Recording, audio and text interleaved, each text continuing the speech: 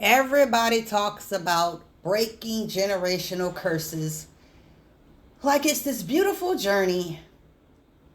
Like one day you just wake up and decide to heal, and everybody applauds you for it. But that's not how it happened for me. Nobody warned me that the hardest part of breaking generational patterns wouldn't be changing myself. It would be watching the people I love struggle with the changes that I've made. You see, healing changes you. It changes who you are. And when you change, relationships change. Expectations change. Sometimes the entire family dynamic changes. If you're the one in your family trying to break unhealthy patterns, this video was made with you in mind. Because I need you to know something.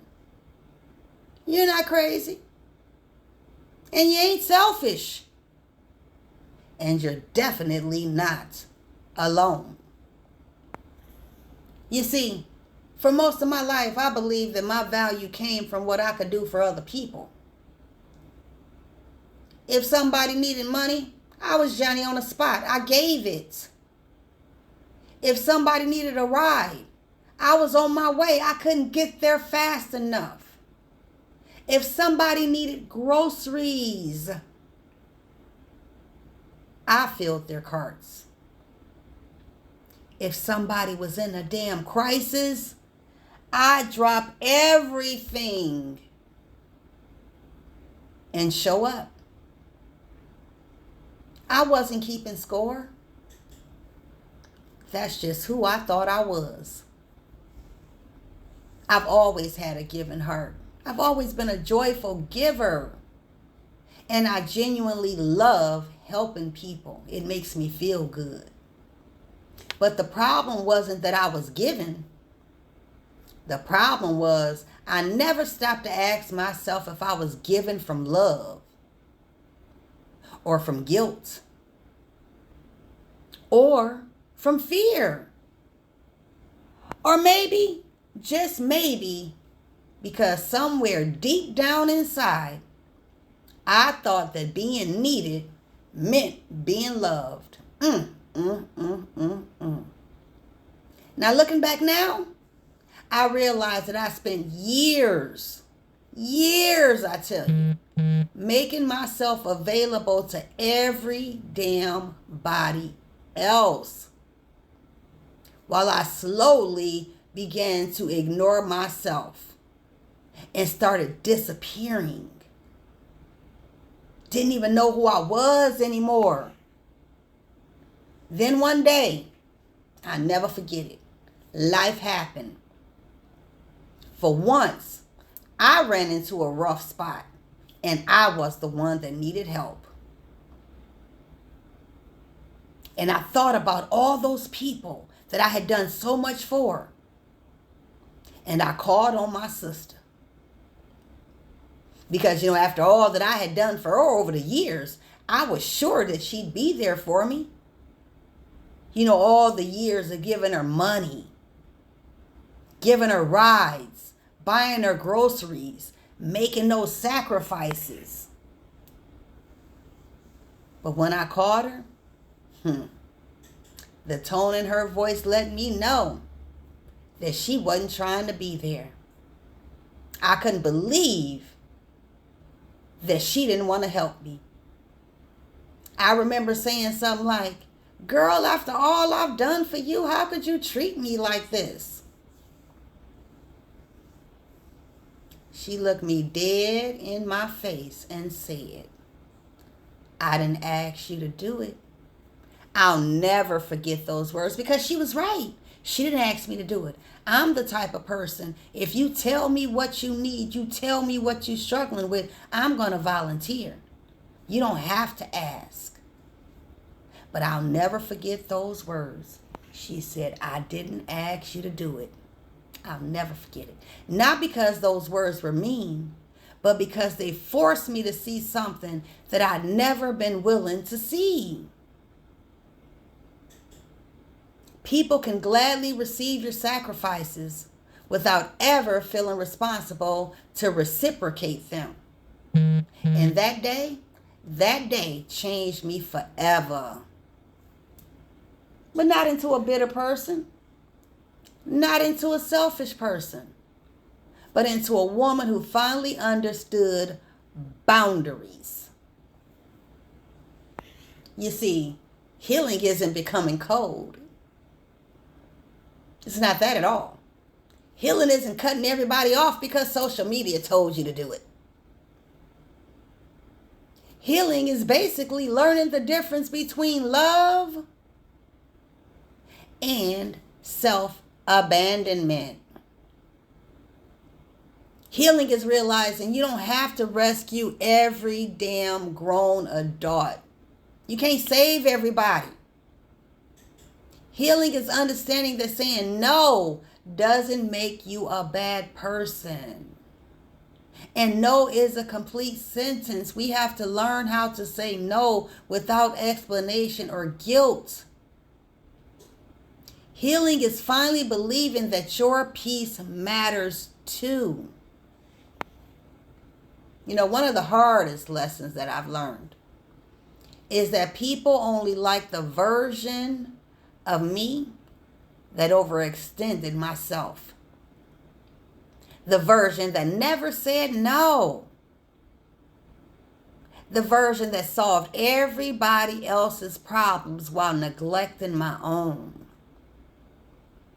The version that put myself last. They loved her. But when you stop doing that, most relationships get very, very uncomfortable. You can feel the tension. But that's not because you've become difficult. It's because you've become different. You see, breaking generational patterns isn't just about how you raise your children. It's also about how you treat your damn self. It's about refusing to believe that love has to hurt.